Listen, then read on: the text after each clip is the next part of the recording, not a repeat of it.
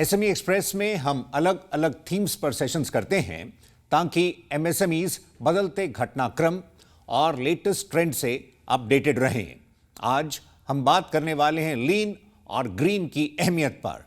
नई संभावनाओं को भुनाने और कारोबार को अगले चरण पर ले जाने के लिए इसके विभिन्न आयामों पर हम फोकस करेंगे। सेशन में हमें ज्वाइन कर रहे हैं Sandeep Kishore Jain, president FISME, Dinesh Goyal, president Indian industries association IIA, और साथ ही मौजूद हैं Raja M Shanmugam, past president Tirupur exporters association TEA. आप सभी का शुक्रिया, थैंक यू। शुरुआत करते हैं संदीप जी से। संदीप जी, कारोबार के मॉडल्स तेजी से बदल रहे हैं, वहीं उद्यमियों के सामने कई तरह की अनिश्चितताएं भी हैं। ऐसे में प्रासंगिक बने रहने के लिए एमएसएमईज के लिए लीन प्रैक्टिसेस को अपनाना कितना जरूरी है? ये बहुत जरूरी कॉन्सेप्ट है मेरे हिसाब से। लीन होना उद्योगों के लिए और किसी भी बिजनेस के लिए लीन होना बहुत जरूरी है, और खास तौर से आजकल के दौर में जब इतनी वॉलेटिलिटी है रॉ मटेरियल प्राइसेस में, जियोपॉलिटिकली सप्लाई चेन्स अफेक्ट हो रही हैं, तो लीन होना मेरे हिसाब से तो बहुत जरूरी है। दिनेश जी, लीन प्रैक्टिसेस के साथ साथ ग्रीन पर कदम उठाना भी समय की जरूरत है। क्लाइमेट चेंज से होता असर सभी के सामने है।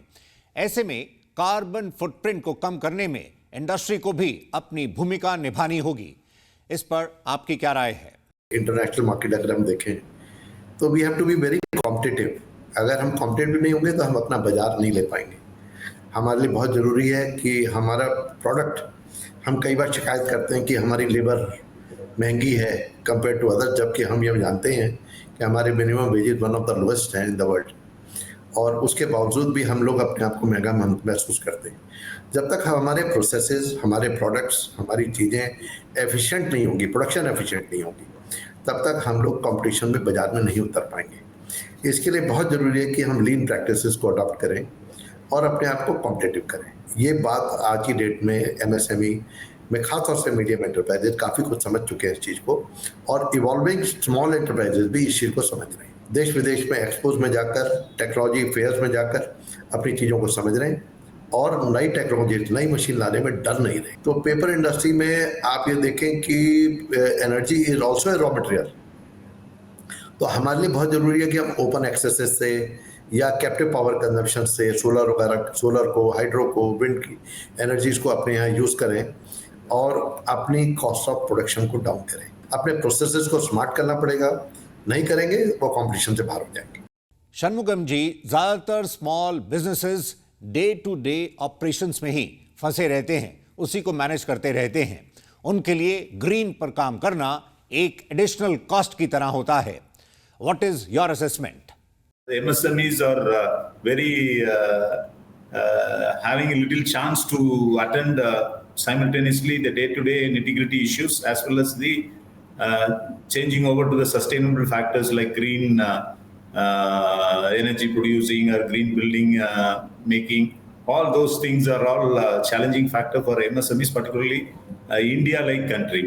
Because here now only we have got a new definition for MSME. So far, MSME was very much limited to small and very small and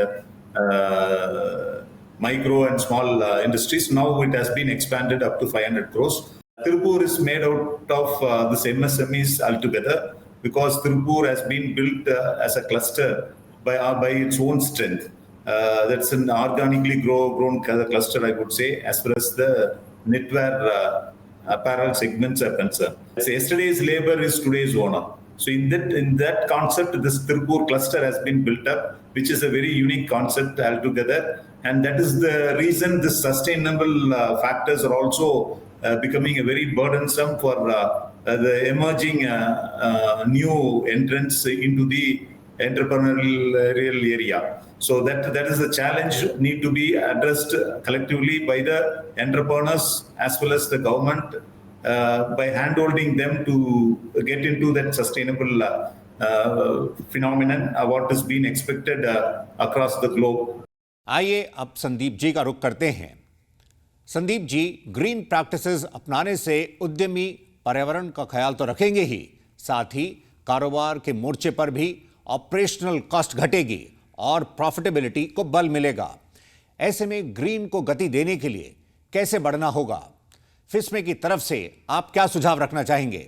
green के बारे में एक चीज कहना चाहूंगा हमारे लघु उद्योगपतियों को कि ये कॉस्ट नहीं है, ये एक जर्नी है जो हमें लेना ही लेना है और ये एक इन्वेस्टमेंट है हमारे फ्यूचर में, हमारे फ्यूचर जनरेशन्स में और हमारी अपनी फ्यूचर के लिए ग्रीन हमें करना ही पड़ेगा। ग्रीन एनवायरनमेंट को सेफ रखना पड़ेगा, हमें जल वायु हमारे आगे के जनरेशन्स के लिए अच्छी क्वांटिटी में छोड़ के जाना ही होगा। पहला जो हमें एक रिकमेंडेशन मैं सरकार को देना चाहूँगा कि पॉलिसीज तो बहुत हैं लेकिन अवेयरनेस की थोड़ी सी इशू रहता है कि अगर कोई ग्रीन जाना चाहता है, कुछ उसको इन्वेस्टमेंट करनी पड़ती है, कुछ रिसोर्सेज चाहिए होते हैं, कॉन्सेप्चुअली समझना चाहते हैं लघु उद्योगपति, तो अवेयरनेस जो है उसके लिए तो हमने फिस्मे में एक डिसीजन लिया है कि हम वर्कशॉप्स करेंगे क्लस्टर लेवल पे।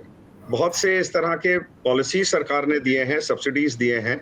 इनफैक्ट 2025 के बजट में फाइनेंस मिनिस्टर ने इस पे क्लियर टारगेट भी दिया है ग्रीन एमएसएमई पॉलिसी के तहत। हमें ये पॉलिसी थोड़ा सा जो उसका इफेक्ट है ग्राउंड लेवल पे वो मॉनिटर करना चाहिए कि जो हमने पॉलिसी अनाउंस करी थी, जो सरकार ने पॉलिसी अनाउंस करी थी, उसका ग्राउंड लेवल पे इफेक्ट क्या रहा। ग्रीन के रास्ते चलने में थोड़ी सी कॉस्ट तो लगेगी, थोड़ा सा फाइनेंस तो चाहिएगा हमें, तो उसके लिए हमारे को सरकार को ये डी रिस्क करना पड़ेगा कि किसी के ऊपर बर्डन ज्यादा ना पड़े, सस्ते लोन्स हों। देयर आर स्कीम्स जिसमें 1-2% के इंटरेस्ट पे भी लोन मिलता है, तो उस तरह का हमें सस्ता पैसा देना पड़ेगा उद्योगों को, एमएसएमईज को, ताकि वो इस रास्ते चल सके। मैं तो एक सजेस्ट करूंगा कि सरकार अगर एक ग्रीन एमएसएमई फंड बना सके कुछ 5-1 हजार करोड़ का, और उसको लिंक करे कि जो कंपनीज अच्छा कर रही हैं ग्रीन के रास्ते, जो कार्बन फुटप्रिंट अपना कम कर रही हैं, उनको आगे चलते हुए और उनकी हैंड होल्डिंग करे, चाहे फाइनेंशियली या technology wise. Dinesh ji, green को बढ़ावा देने पर संदीप जी ने अभी कुछ रेकमेंडेशंस दी हैं। आप उत्तर प्रदेश के एमएसएमईज को रिप्रेजेंट कर रहे हैं। जहां तक बात नेट जीरो की है, उसमें एमएसएमईज का रोल, खास करके माइक्रो और स्मॉल उद्यमियों की भूमिका खास रहने वाली है। क्या एंटरप्रेन्योर्स इसकी गंभीरता को समझ पा रहे हैं?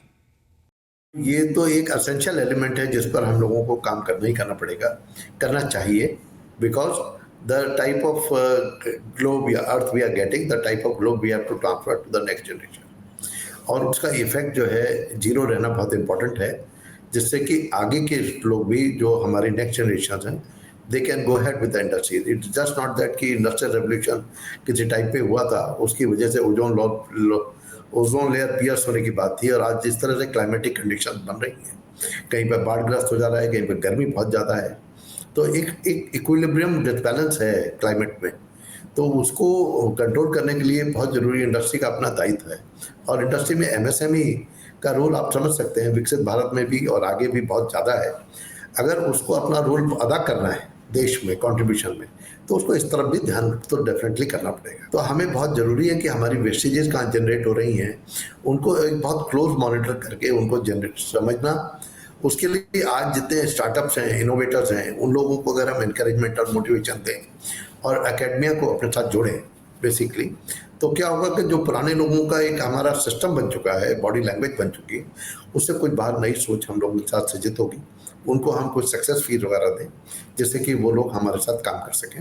Management is a miracle, it has to be adopted. Shanmugam ji, US tariff से कारोबार के आयाम पूरी तरह बदल गए हैं। तिरुपुर में बड़ी संख्या में एमएसएमईज हैं और अपैरल ट्रेड के लिए यूएस एक बड़ा बाजार रहा है।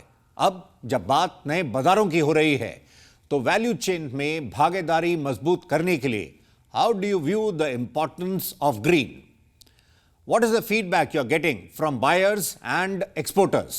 Right now, the geopolitical issues are challenging factor for the entire globe, not only for India. Of course, India is very badly affected on these segments like textiles and jewelry area, where a lot of labor force have been deployed. Tirupur, for that matter, 34% of Tirupur clusters export exposure is towards US market. So now it is facing a challenging situation. So wherein we are pleading the government to handhold, at least for the confirmed orders, to handhold for next to 4 months by providing the differential tariffs what our competitors are having. So we have huge market, other markets which has to be explored, and already Tirupur has done its job in penetrating to almost all possible markets as of now. Government now has to take a collective responsible role to handle the US exposed micro and small units or macro also included for a time being, and try to settle the negotiation with the US government as quick as possible. By the time we can expand our market base by doing the FTAs with all European Union as well as what has been fetched with EFTA and UK. So those kind of FTAs also would help India to expand its market base in those regions. As far as this apparel segment is concerned, we are in a pathetic shareholding position right now in the global market as a whole. So we are below 4% of India's total contribution on the apparel segment to the global market is less than 4% as of now. So this could be easily improved upon by energizing our existing manufacturing units to turn towards the favorable markets, not only US, but other markets and new markets also if possible. So we need not get afraid of the geopolitical situation, what is happening, but it has to be managed. फिलहाल वक्त break का है। Break के बाद बात होगी rooftop solarization की और इंडस्ट्री के साथ शेयर करेंगे तिरुपुर मॉडल की बेस्ट प्रैक्टिसेस। हम जल्द ही लौटते हैं।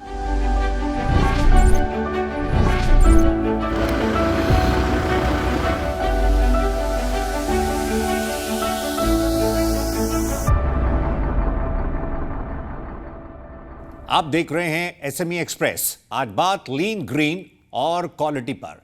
हमारे साथ मौजूद हैं तिरुपुर से राजा एम षणमुगम, उत्तर प्रदेश से दिनेश गोयल और दिल्ली से संदीप किशोर जैन।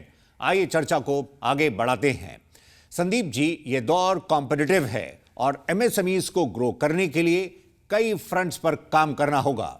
देखा जाए तो एमएसएमईज के कुल खर्चे में पावर कॉस्ट एक अहम हिस्सा होता है। ऐसे में ऑपरेशनल कॉस्ट घटाने में सोलर एनर्जी की बड़ी भूमिका है। रूफटॉप सोलराइजेशन पर आप एमएसएमईज को क्या कहेंगे? जिसके पास छत है, जिसके पास एक रूफ है, जितनी ज्यादा से ज्यादा आप लगा सकते हैं। अगर उस छत पे धूप आती है अच्छी, आपकी चारों तरफ कोई टॉल बिल्डिंग्स, पेड़ वगैरह नहीं है, जितनी अगर आप पैनल्स लगा सकते हैं, आपको तुरंत लगाने चाहिए। आजकल सब्सिडी भी मिल रही है, लोन भी मिल रहा है, सस्ता लोन मिल रहा है, और आप ये रियलाइज अपने आप करेंगे। ये कॉस्ट आपको जरूर लगेगी आज की तारीख में, इनिशियल कॉस्ट है, लेकिन ये 3 से 5 साल में आप रिकवर कर सकते हैं और उसके बाद आपके फ्री पावर मिलेगी जितना आप सोलर लगा सकते हैं। अगर कोई इस तरह से उद्योगपति हैं जिनके पास अपनी छत नहीं है, तो वो क्लस्टर ज्वाइन करके cluster solar villages, solar systems लगा सकते हैं, एंड सरकार आपकी इसमें सहायता करेगी। आप किसी और जगह, जरूरी नहीं है कि आप अपने लोकल एरिया में, अपनी ज्योग्राफी में लगाएं, आप कहीं और भी लगा सकते हैं और उसको वहां से आप ट्रेड कर सकते हैं कि जो आप वहां पे पावर जनरेट कर रहे हैं उसको आप सिस्टम में दीजिए और यहाँ सिस्टम यहाँ पे अपने प्लांट के लिए खींचे उसको। 2.8 gigawatt of solar capacity, rooftop capacity अभी इसी साल के चंद महीनों में ऐड करा है, जो 160% है पिछले साल की तुलना में। तो मैं तो अपने तजुर्बे से और वैसे भी कहूंगा कि solar is the way forward. जहां लग सके, जितनी आपके पास छत है आप लगाएं, वरना क्लस्टर में लगाएं, वरना दूसरे प्रांतों में लगाएं और वहां से ट्रेड ऑफ करें उसको। दिनेश जी, नए मौकों को टैप करने के लिए क्वालिटी एक प्रमुख पहलू रहने वाला है। इस पर एमएसएमईज को लगातार काम करना होगा, तभी वो मार्केट में अपनी पहचान बना पाएंगे। आपकी एमएसएमईज के लिए क्या राय होगी? तो हमारे आगे उसके लिए एक इस फेयर फैक्टर से, इस जो माइंडसेट से बाहर निकलना है कि हमारा प्रोडक्ट कमज़ोर है या हमारी पेमेंट बाहर अटक जाएगी या हमारा ये माहौल हो जाएगा, इस चीज़ से हमें एमएसएमई को बाहर लाना है। उसके लिए बहुत ज़रूरी है कि हम जो माइक्रो एंड स्मॉल एंटरप्राइजेज हैं, खासतौर से क्लस्टर बेस्ड, उनको एक्सपोर्टर्स के साथ, एग्रीगेटर्स के साथ जोड़ पाएँ। इंडिया हैज़ ह्यूज पोटेंशियल और उसको सबसे पहले ये डिटरमिन करना है, yes I can export and my product is desirable quality across the globe. कई एक्सपोज इतने महंगे हैं बाहर जब कोई पार्टिसिपेट करता है, तो उसके बदले आज इंफ्रास्ट्रक्चर इश्यूज ये आए हैं कि जैसे बाहर डिपार्टमेंटल स्टोर्स में 40 से 50% माल चाइनीज़ बिक रहा था और चाइनीज़ पर टैरिफ बैरियर आया यूएस में। तो अगर कोई स्टोर की 40 से 50% परचेज हिल गई है और वहाँ पर हमारा 10-15% माल हमारा भी बिक रहा है, तो वो भी डिस्टर्ब हो जाएगा क्योंकि वो स्टोर पूरा डिस्टर्ब हो रहा है। तो हमारे को ये सोचना है कि आत्मनिर्भर भारत का जो मेक इन इंडिया का एक ग्लोब है, उसकी डायरेक्ट सेलिंग हमारे यहाँ कैसे हो सके। उसके लिए अगर इंफ्रास्ट्रक्चर बाहर गवर्नमेंट लीज, लॉन्ग टर्म लीजेस पे ले सकें और उसको फर्दर एक्सपोर्टर्स को रेंट आउट कर सकें। षणमुगम जी, बात जब लीन की, ग्रीन की हो रही है, तो तिरुपुर में ग्रीन प्रैक्टिसेस पर काफी फोकस रहा है। Can you share some insights and best practices with the industry? Cluster itself, Tirupur-like cluster, deserve to be declared as a green cluster on the whole, irrespective of the individual. Verifying the individual accounts, because Tirupur, for example, I have to mention here that Tirupur is using around 300 megawatt electricity for itself as a cluster on the whole. But it is contributing more than 2,500 megawatt green energy to the grid. Because Tirupurians have got invested on green energy like wind and solar to that extent. Tirupur has achieved a zero liquid discharge on the processing front, and thereby we are addressing the environmental issue on the one side. The other side, we are conserving the water, 100 MLD every day. I used to tell that Sirapunji is supposed to be the highest rainfall receiving place in the country, but Tirupur is silently doing this by securing through recycling process 100 MLD water every day. So this is another sustainable factor which has been achieved by the cluster on the whole. We have vowed ourselves to make Tirupur or bring Tirupur under green cover. So these are all sustainable factor taken by the cluster on the whole. This has to be complied by any one of the government agencies, because for authenticity and the reliability, a government agency has to be ordained to do this exercise, to compile all these factors and proclaim to the globe and to the nation that this cluster is deserved to be the green cluster on the whole. So that way, whatever being produced out of that cluster, that could be tagged or the special mention could be made out of this achievement as a green product. First, and I think this would give a very good advantage for the entire country's manufacturing base, and also it will be a right example to get showcased to the global market. So India is taking the green sustainable pathway in this manner, encouraging the startup industries as well as handholding the existing industries as well as the managing the macro industries in this manner. Shanmugam ji, हमारी ओर से आपको और Tiruppur industry को शुभकामनाएं। चलते हुए संदीप जी, एक तो तिरुपुर मॉडल पर आप राय दे सकें, और दूसरा ये कि एमएसएमईज अपनी यूनिट्स में क्वालिटी कल्चर को कैसे बढ़ावा दे सकते हैं। राजा साहब और उनके क्लस्टर को कंग्रेचुलेट करना चाहूंगा, सराहूंगा कि इन्होंने इतना बढ़िया काम करा है। They are working on green, lean, quality की। अब हम जब बात करते हैं and specially context of MSMEs, लघु उद्योगों के, तो क्वालिटी आजकल के ज़माने में गिवन है। क्वालिटी एक नेसेसिटी है, क्वालिटी एक चाह नहीं है, एक ऑप्शन नहीं है। अब हम अगर वर्ल्ड क्लास क्वालिटी नहीं बनाएंगे तो हम पीछे रह जाएंगे। पिछले दिनों में देखा गया है कि जो क्वालिटी मैन्युफैक्चरिंग नहीं करते हैं, जो क्वालिटी प्रोडक्ट्स नहीं बनाते हैं, उनको अपनी कंपनी भी बंद करनी पड़ी। और जो क्वालिटी की जर्नी है वो बहुत डिफिकल्ट नहीं है। हमें जो लघु उद्योगपति हैं, ओनर्स हैं, उनको मोटिवेट करना पड़ेगा कि ये जर्नी आपसे शुरू होती है। आप अपने प्लांट में अपने प्रोसेसेस, अपने मशीन्स, अपने वर्कर्स को देखें, उनको एनालाइज करें। बड़ी सिंपल सी चीज़ है कि आपने कस्टमर के रिक्वायरमेंट के हिसाब से, कस्टमर स्पेसिफिकेशंस के हिसाब से आपने एक प्रोडक्ट बनाना है। आपके आदमी समझते हैं वो रिक्वायरमेंट, आपकी मशीन्स कैपेबल हैं, आपका प्रोसेस वो प्रोडक्ट बना सकता है। सिर्फ ये चीज़ें हैं। ज़ीरो डिफेक्ट जो कॉन्सेप्ट है, उसको आप अपनाइए कि ये रास्ता हमने अपनाना है। नंबर 2, मैंने ये देखा है, ये नॉलेज जो है कि हम अपने प्रोसेस को किस तरह से इम्प्रूव कर सकते हैं, हमारी क्वालिटी किस तरह, ये हमारे ऑर्गेनाइजेशंस में होती है। जो हमारे वर्कर्स हैं, जो दिन रात मशीनों पे काम करते हैं, जो वही प्रोडक्ट दिन रात बनाते हैं, उनको काफ़ी जानकारी, काफ़ी एक्सपीरियंस होता है कि कहाँ पे हमारी कमी है और क्या चीज़ हम अगर ठीक करें तो क्वालिटी हमारी इम्प्रूव हो सकती है। हमें उनको इन्वॉल्व करना चाहिए, स्मॉल ग्रुप्स बनाएं, हम उनसे सजेशंस लें, और अगर कोई सजेशन कामयाब होता है जिससे कि हमारी क्वालिटी इंप्रूव होती है या पैसे बचते हैं या कोई भी किसी तरह का फायदा होता है कंपनी में, उनको रिवॉर्ड करें। तो ये चल के एक मूवमेंट बन जाएगा, ये कल्चर बन जाएगी। तो मैं सिर्फ ये कहना चाहूँगा, क्वालिटी इज़ अ गिवन, ये नेसेसिटी है आगे चलने के लिए। एंड लीन और ग्रीन का अगर आप तड़का उस पर लगा दें तो आपको कोई नहीं रोक सकता। आप विश्व में you will be the foremost.